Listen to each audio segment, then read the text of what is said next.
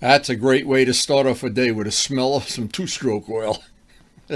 Anyway, on this video, we're going to show how to change pilot jets. Some basic jetting information may be helpful, may be useful, I don't know. I've had a lot of years of doing this. Luciano's been a big help, along with other people. And a couple little tips maybe help you with putting everything back together on a really cold day. The bike we're going to be working on is an RD400. It's 43 years old, of course. My wife got me this bike for Valentine's Day 8 years ago. It's been an evil twin project. We've made a lot of modifications. We've put it back to stock and then modified it some more. It's a fun project, a fun bike to work on. Today, the little shop project is going to be, I want to change the pilot jets in the RD. The reason for changing them is the last couple of test rides we made, what we did, let me back the story up just a little bit. We have brand new Mikuni carburetors on there that have the separate chokes. They're a little bit different than the stock carbs, but they have the stock jetting. Now, and when I went back to my notes, I had noticed that on the stock carbs I had put bigger pilot jets in, and then I even went to a second size bigger when I had the exhaust pipes you see on the wall there when we were playing with different exhaust systems. But right now the goal is to put it back to relatively stock. And we want to, most of all, get it running as right on the razor edge as we can. Now, to do that, sounds like it would be easy. You could just go to a chart and check it. Not really. In the real world, with any two-stroke, it's cut, try, adjust, try. But if you look at all the Mikuni, and some of them are really good Mikuni tuning videos, they always tell you start with the idle. Start, the pilot jet controls the idle. And I want to thank Luciano for loaning me his, I guess a half a dozen or so of his pilot jets. I have some, of course, from my stash, but I want to have a full selection because the goal at the end of the day is, and it's not going to be a riding day today, it's 30 degrees out there, it's really cold, in the 30s. So the goal would be, if I can get everything done and ready for the next day, that I would like it to be at least in the 40s. Because what happens, and a lot of people, and well, if you're a modeler, you notice right away. When it gets cold, you open a needle valve. When it gets warm, you go in. Well, with a motorcycle, when it gets cold, you put bigger jets in, or raise the needle, or whatever you happen to need. And it's a very individual thing. There really isn't a chart somewhere in the world that you can say, oh, I have this and I have that, and I weigh this much work, and I ate 2 pizza pies, and that's the main jet, that's the pilot jet. What you really have to do is what I'm going to start down this road right now of, we put the new carbs on, and they actually work pretty well with the total stock settings. The thing I was trying to adjust first is it has a tendency to surge when you shut the throttle. It's running lean, and it's doing that. Well, in the past when I've had that problem, even with the tuned exhaust system, when I've had that problem, a bigger pilot jet cured it right away. And then I always do, it's always on me to do this, because I'm very fussy about this, and I've done a lot of it, is to put one even too big in and say, oh, that one is too big, whoop, the one I started with, and kind of narrow it down. But now once you get it tuned, it's going to be good for a small temperature range. A small, and when you do really fine race tuning, you have a density, an altitude density meter, and you're fooling around. Well, we don't need to go down that road. We're not racing. But I want to get it running that when I go out the driveway and go out for a ride, it's going to take the throttle nice, it's going to go to full RPM, and it's going to run with total reliability. And I'm closing in on having that. I've been checking the timing and God knows what else. And the new carbs, absolutely beautiful the way it takes the gas, but it does have the tendency to surge. So changing the pilot jets, very easy thing, but I wanted to show it. I wanted to share the information that I've gained over, I don't want to tell you how many years. It's a lot of years of loving my two-strokes. So in case you're new to the channel, this is a 1977 RD400, which used to have, the stock carbs have a connecting tube. Now it has individual chokes, so I can choke one cylinder or both. It's not the most convenient thing in the world, but it's certainly doable. But here's what's really nice. When you have all new carburation, all these screws, you can really do a fine tuning on them, where when the carbs get old and everything starts to wear out and the slides are worn, everything is just not exactly the same. So these worked out to perfection. That was well worth every minute, every penny right there. And a new set of carbs from Sudco, Truth in Advertising, they're about $300 by the time you pay the tax.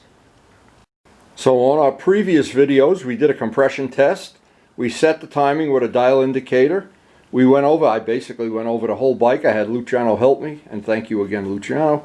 And what we're trying now is, I always like to have the two strokes that I've had in the past. I like to have them running right on the razor edge. Now, a lot of people don't. They want them running one notch rich so they don't seize up. Well, I've seized up enough of them to know, don't do that, but I still like them on the razor edge when I can get them there. I went out with this the other day, just went up and down Route 21 at full throttle, and everything was really close with the main jet. And the only thing I was not real happy with was the surging, and usually the pilot jet is one of the cures for that. Now, another tentative cure for that would be a very invasive thing. When the seals on the crankshaft get worn, that can do the same thing with surging, but we're hoping this is going to correct the problem. So a couple of Truth in Advertising. I always keep little notes. These are the little notes I had. These are the little parts that I've had in the RD already, the pilot jets.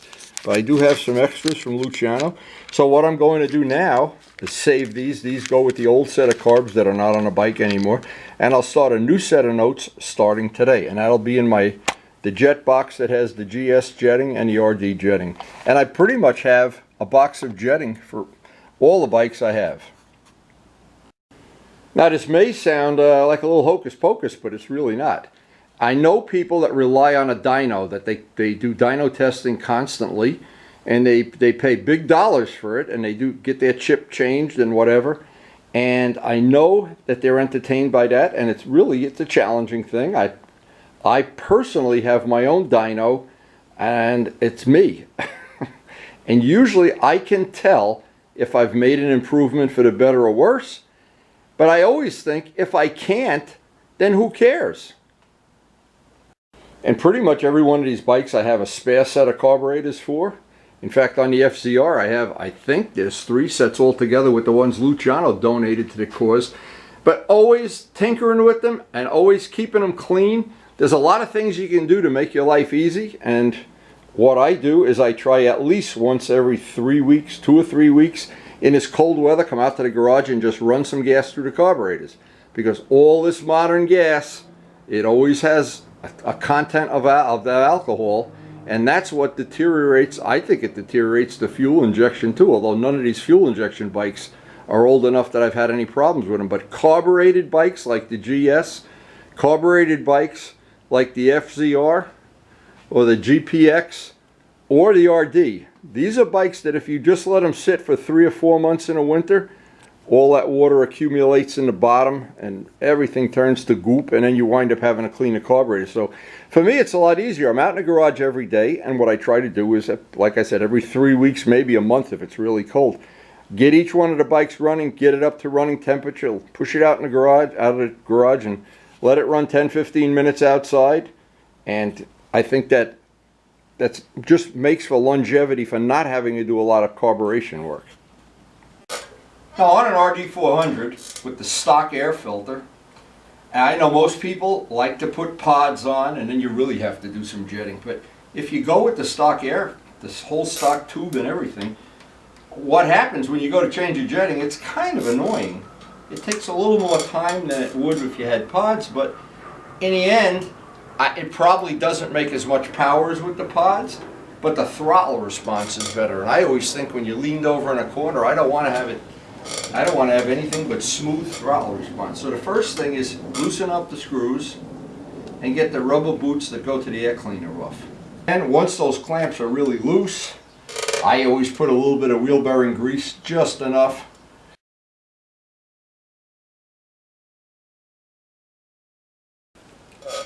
Now what's nice is we put nice soft fuel line on this. I put brand new fuel line.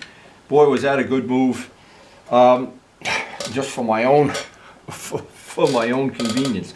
Now also, because I drilled and put these oil lines in, And I haven't safety wired them yet because I anticipate taking the carbs on and off. But they are a nice press fit in there. So I've got to very carefully now pull these out. I may need a set of needle nose pliers, I'm not sure. Alright, so we do have a set of needle nose pliers, and that will make this a lot easier. Part of always working on these is try to make it as easy and convenient as possible. That is always an issue with these screws, that as time goes by, no matter what screwdriver you use, they get a little difficult, and I'm always careful to use the correct screwdriver to loosen them up. And now once they're loose, because I don't want to force anything here, once they're loose I can bring them up, put my finger behind it. What I'm trying to avoid is stripping. These screws tend to be a little more delicate than I would love to put Allen screws in there, but I don't have any in my collection right now. So once that's up, then the carb will come right off. And now it's not inconvenient at all. It is so nice working with new stuff. Yeah, I'm so used to working with old stuff that everything is rusted and stripped and God knows what. But having new stuff to work with, and especially new stuff that's nice and clean, well, it's a pleasure, even though it's really cold out here. Now I want to be careful when I take this apart. There's a thing not to do, is don't bang this tip on anything. So I want to be real careful I don't get in trouble with that.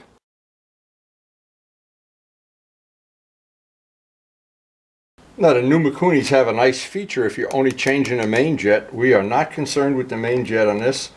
We are only concerned with the pilot jet, and it's all I could recommend is something that I have taken advantage of over the years. Is I have watched, I think, at least twice every Mikuni carburetor tuning video that's on YouTube, and they are really all good.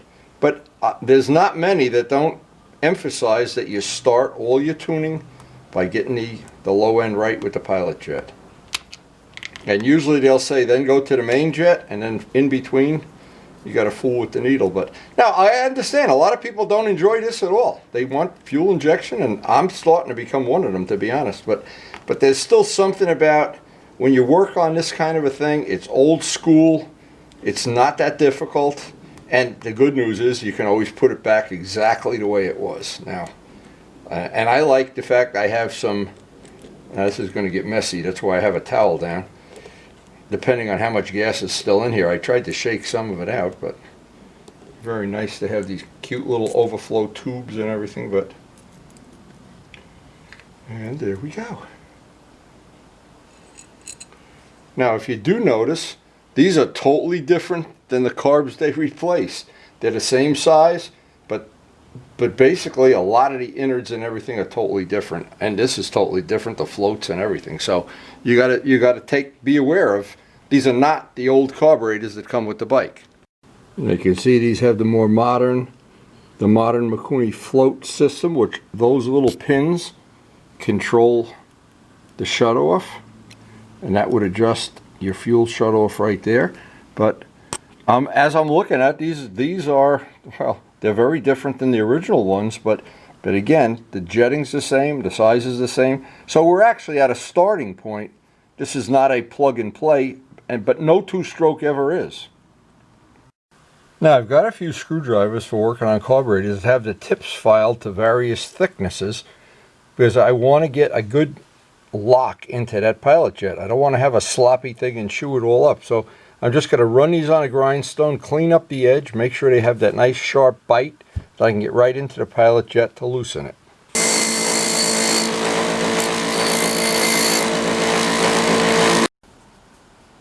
So here's a good way to tell if you have the screwdriver a nice tight fit in there. I think that's really, really important, because I know sometimes you can chew that up and then boy is it a bear to get it out. So a minute spent with the screwdriver is really well worth it. Okay, now once I feel I got that locked in there nicely, I want to remember these pilot jets are all brass. I want to get rid of the old one. I just used a spare one to check the screwdriver fit. And there it is. Now I have to have a loop to see what size is in there. It's supposed to be a 2.0. So the one that came with it was a 2.5, and you read the numbers this way, of course. So, and it's very difficult to see them, and sometimes, now I know people have told me this, but I haven't. I always buy real Mikuni jets when I was doing this a lot more than I'm doing it now. And I know there are aftermarket jets, and I know they're half the price or a third the price, but when you start screwing around and you don't know where you are, you're like walking around in the dark. These, I know a 2.5 now, I'll replace it with one size bigger, and Luciano did give me those already. So if that doesn't work, we're going to go 2 sizes bigger. But because we at least know where we are when we started, and I will take a piece of wire, safety wire, put it through these two, the original ones that came with the carburetors, so I'll always know I can go back to them if all else fails. Or if I do this modification, it was better this way, I know that's not the answer. And again, thank you. We got a good selection here, so now we just have to make a decision. And it's always good to do this one step at a time, not try to go and, you know, even with main jetting, go 6 sizes bigger, even though it's tempting to do that. Okay, so now the challenge is to go through these. And now Luciano had a real good supply of these. They're really difficult to read. They're 27.5. That's what I think that we're going to try is the 27.5s next. 27.5, okay, so these should be 3.0s.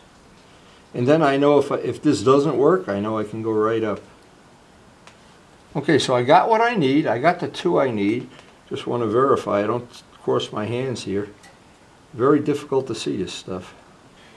Now my good friend Chuck, who I restored his OSA many years ago, you may remember that on the videos, he told me a good tip about this, and obviously he's an expert with jetting. He says you never take a piece of safety wire or a pin and run it through any of these holes. You take the nylon fishing line because it doesn't scratch the brass. And these are so precision. They are super, super precision. People think it's you just take a pin and run it down through there.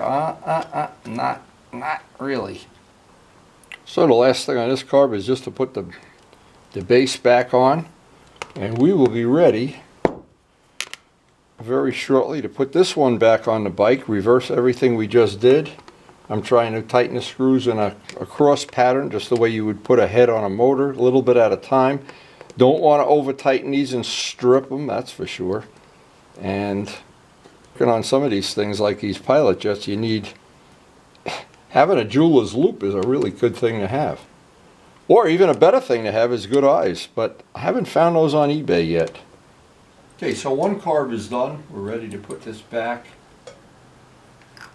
Just a reverse of taking it apart. And we'll have one side done. Obviously this is not a real difficult job to do, but it's something that's delicate and it's got to be done. Those pilot jets, you've got to know which one you have. And I just think most people, and including myself, have always underestimated. I mean, back in the good old days of racing these things, no, we never fooled with the pilot jet that much because the bike never idled. And we always had the opinion that you just had to get the main jet one size too rich and a needle one notch so it was running richer than it should, and don't seize the bike up. But it's a whole different world now with these. I want this bike, and I treasure this bike. Karen bought me this for my Valentine's Day present, so I don't want to turn it into a race bike. I don't want to make it unrideable. I don't want to have, you know, more horsepower and it's unrideable. I want it to be rideable. I want it to take the throttle nice, and I want it to last. I don't want to seize it up anymore. I've already put one hole in the piston, and I saved that piston down by my desk to remind me, don't do that. And here's where I'm glad I have nice soft fuel line, not that rock stuff that was there. And I want to be real careful putting the oil line back. And I took such care to make that a precision press fit. Now once I'm satisfied that this jetting is going to be really exactly what I want, I'm going to safety wire this around the carb. But because I've been taking this apart on and off to do jetting and to do test rides, well, In the end, what's going to happen is I'll have it safety wired because I'll be happy with it.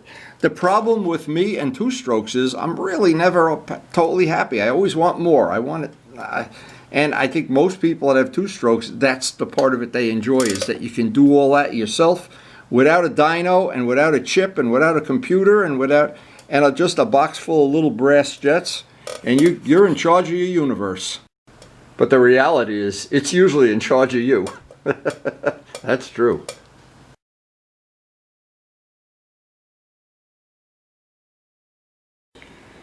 So doing the other side is exactly the same. There's no difference. And then I'll put all the jets back. And as soon as I get this other side done, I'll have another cup of coffee and go out in the driveway and see if it starts. And that really is pretty much all that's involved in changing the pilot jets. Didn't want to forget this tip. This is a good tip. This rubber it's old rubber. It's 40 years old, 45, whatever. But what happens is, in this really cold weather, it really is hard to get that back on without forcing it on. And I don't want to force anything. I want everything to just slide right back. So a couple of seconds in front of the quartz heater, and they just go on like a piece of cake. And that's the last thing, and we'll be ready to fire it up. Now, it's always amazing to me how just a little bit of heat, when you're dealing with old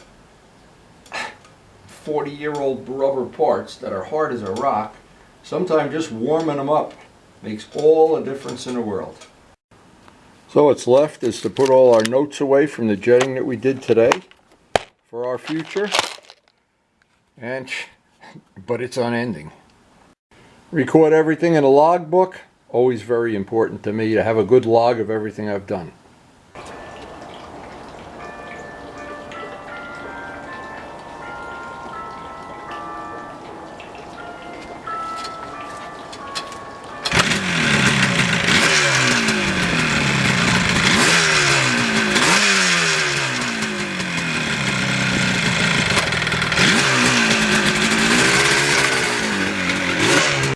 I had to bring it inside. It's starting to rain out there. I'm getting raindrops on my baby.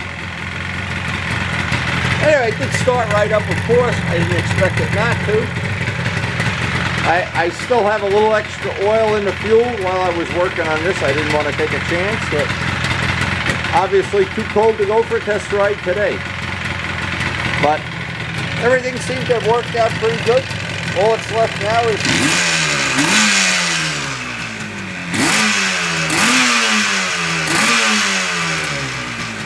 all that's left now is for a great day for a test ride, and that's not today. So before I end the video, I want to thank the healthcare workers. Thank you guys so much. I want to thank my quartz heater from keeping my hands that I could feel the end of the fingers. Anyway, we need a test ride day, a legitimate day that at least it's 40 degrees, hopefully 50. I can already tell that we've made an improvement because the bike was kind of unhappy idling below, say, 1500. We get down around 1200 where it's supposed to idle. It was starving for fuel. I think that's going to be an improvement. But if it isn't, relatively easy to do this, relatively straightforward. I hope a couple little tips like warming up the rubber boots if you're out in the tundra like I am, that'll help. And sharing all the information in these old bikes is one of my passions. Now, to be honest, I don't want to end the video without sharing a funny story. This is a true story. I had, back in the 70s, a bike that I made into a cafe racer, a 750 Water Buffalo, and I decided in the course of, I had to replace the crankshaft, and I had the engine apart, and I said, you know, right now, I'm going to get me some big carburetors, and I got 34mm Mikunis, big giant carburetor, 32s or 34s, I forget. It's in the magazine article anyway. But what's funny is, I thought this was going to be a plug and play. Holy mackerel, that was not. But putting these carburetors on, this was basically an all-day job. It required some precision drilling and some other things. But I think now that I've got this, now I'm able to really fine-tune to the razor edge. Those older carburetors, everything, I don't know how to explain it. No matter how many times I cleaned them, it was always a problem. But anyway. So anyway, I hope I've shared some good information. I hope I've not left out any steps, which I always hate to do that.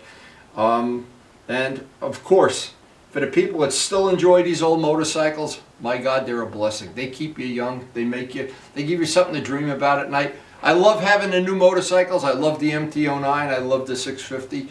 I love fuel injection. Push the button, it goes.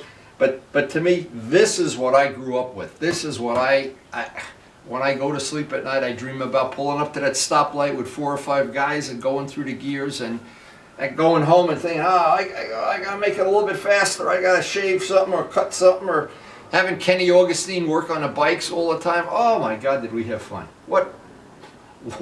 Ray will know what I'm talking about anyway, and so does Luciano, of course.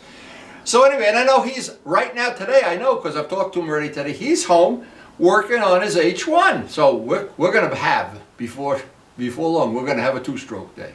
So I hope you did enjoy the video, and share it with your friends, and of course, thanks for keeping 2-strokes alive.